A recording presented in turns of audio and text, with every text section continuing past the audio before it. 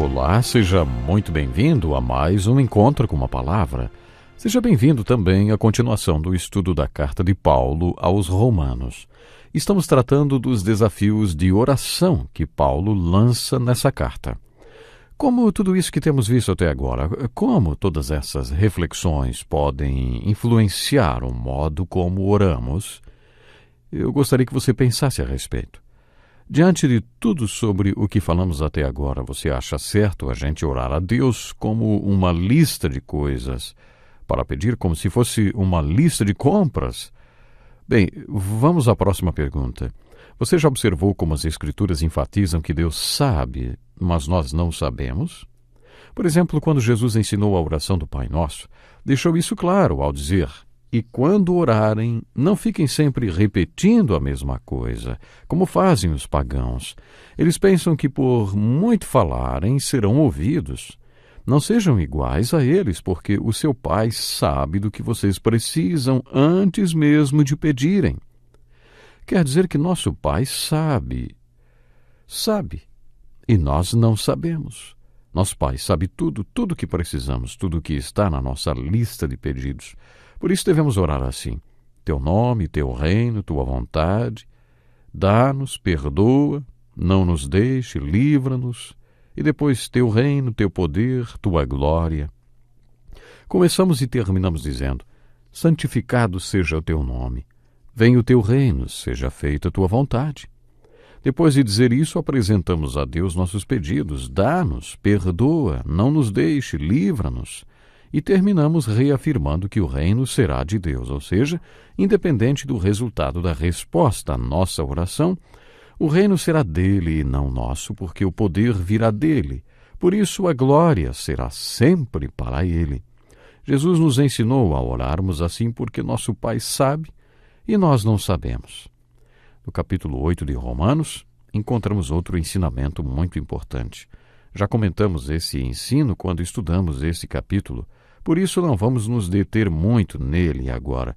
No capítulo 8, quando falamos sobre o Espírito Santo, dissemos que não oramos como deveríamos orar porque não sabemos o que orar, não sabemos o que pedir, mas devemos orar mesmo assim. O Espírito Santo estará junto de nós, nos ajudando, na verdade, dentro de nós e através de nós, orando por nós com gemidos inexprimíveis.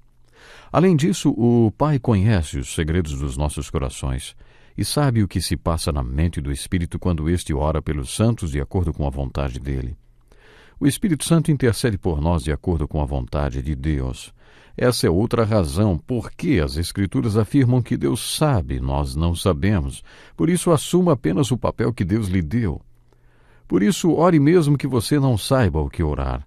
Ore e Deus fará a parte dele quando você fizer a sua parte. Agora vamos iniciar o estudo da seção prática e de aplicação dessa carta. Essa é uma passagem muito importante da Bíblia. Portanto, irmãos, rogo-lhes pelas misericórdias de Deus que se ofereçam em sacrifício vivo, santo e agradável a Deus. Este é o culto racional de vocês. Não se amoldem ao padrão deste mundo, mas transformem-se pela renovação da sua mente, para que sejam capazes de experimentar e comprovar a boa, agradável e perfeita vontade de Deus. É isso que Deus quer que a gente faça. Como já dissemos tantas vezes, foi-me tirado um grande peso dos ombros quando desisti de controlar o universo, e recomendo o mesmo para você. Desista de ser o rei do universo, responsável por todas as injustiças e solucionar todos os dilemas do mundo. De onde você tirou a ideia de dar uma ajuda para Deus, hein? Deus não pediu nada disso. Não existe um lugar na Bíblia que diga que devamos entender tudo, entender Deus. Deus não pediu para fazermos isso. O que Deus disse é que existe um papel que nós devemos exercer. No Velho Testamento, em Deuteronômio 29, lemos o seguinte: as coisas encobertas pertencem ao Senhor, o nosso Deus, mas as reveladas pertencem a nós e aos nossos filhos para sempre, para que sigamos todas as palavras desta lei. Acho este versículo maravilhoso. Deus deixou bem claro aquilo que quer que façamos, o que está encoberto pertence a Ele, essa é a verdade.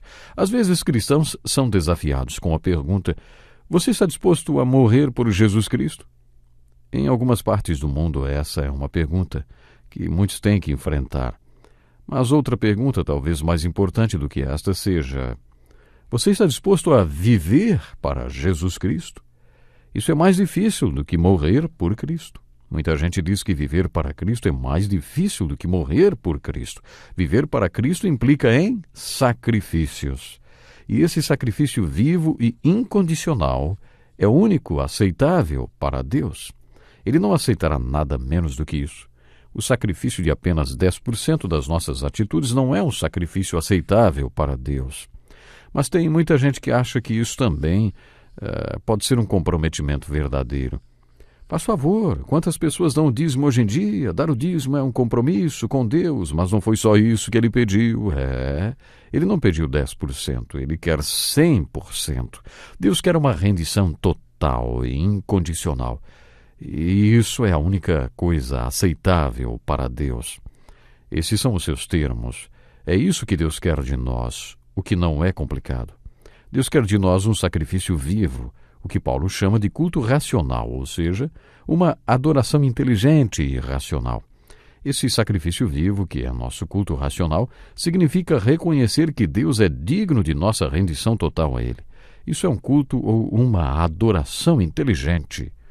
E depois, como os caminhos de Deus não são os nossos caminhos e nem os seus pensamentos os nossos pensamentos, Deus quer nos transformar pela renovação das nossas mentes.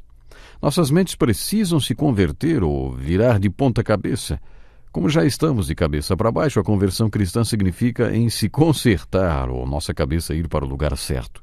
É por isso que Deus não quer que nos aproximemos dele de uma maneira intelectual ou com uma abordagem intelectual, dando para Deus conselhos, dizendo para ele como as coisas deveriam ser, ou ainda até criticando o que ele já fez.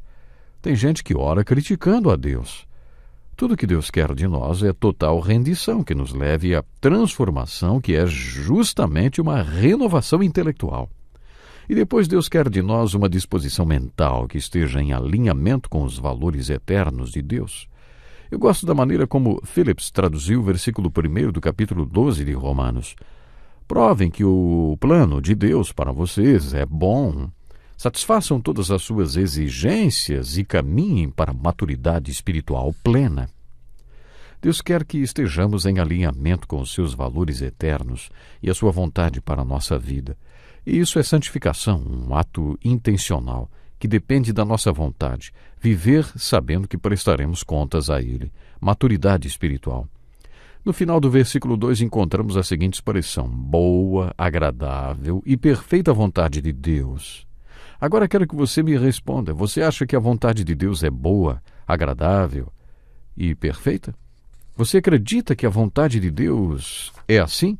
Paulo acreditava e ensinou isso. É comum escutarmos no meio cristão pessoas dizendo que não fazem uma diferença para Deus se a pessoa é advogado, médico, professor ou administrador de empresa, que Deus não se importa com esse tipo de coisa e que a única coisa com que Deus se preocupa é o cumprimento dos 10 mandamentos do Sermão da Montanha. Isso sim é a vontade de Deus para nossas vidas. Bem, isso se refere à vontade de Deus para o caráter do homem. A santificação. Isso se aplica a todo mundo. Mas será que Deus tem uma vontade específica para cada um de nós em relação à nossa vida profissional? Olha, gente, eu creio que sim. O Velho Testamento afirma: os passos do homem são dirigidos pelo Senhor.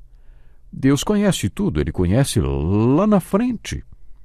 Ele sabe qual a profissão que seria melhor para você. E agora, verdadeiro ou falso? As pessoas hoje não acreditam que Deus tem um plano individual e pessoal para cada um de nós. Ora, se Deus dirige os passos do homem, então quer dizer que Deus se importa com detalhes como o que você vai ser, ou com quem você vai se casar, ou como você vai passar a sua vida aqui na Terra.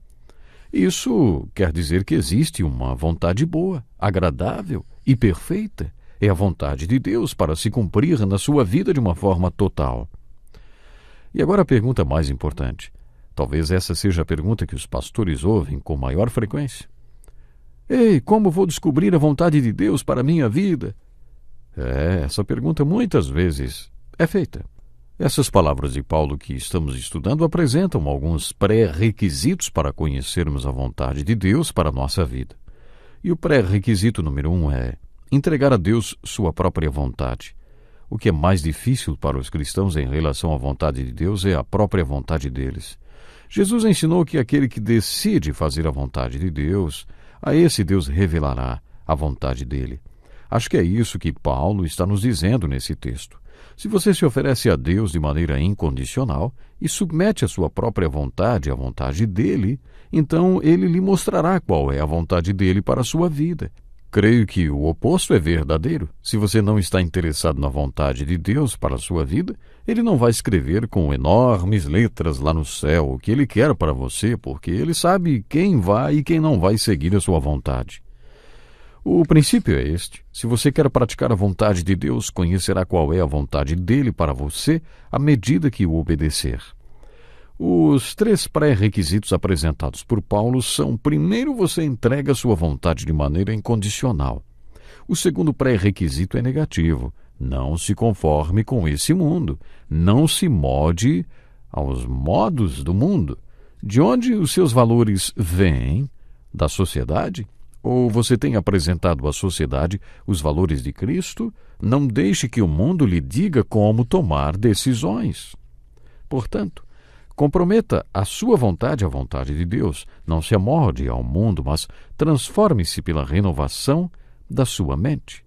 Que tremendo, não é verdade?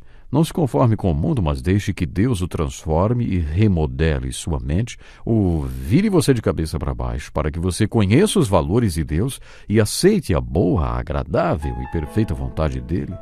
Esses são os 3 pré-requisitos. Entregue sua vontade. Não se conforme com esse mundo, mas seja transformado por Deus. Assim você vai provar a boa, agradável e perfeita vontade de Deus. Continuaremos esse estudo no próximo programa e eu gostaria que você não perdesse o próximo encontro com a palavra. Portanto, Deus lhe abençoe de uma forma muito especial. Até lá.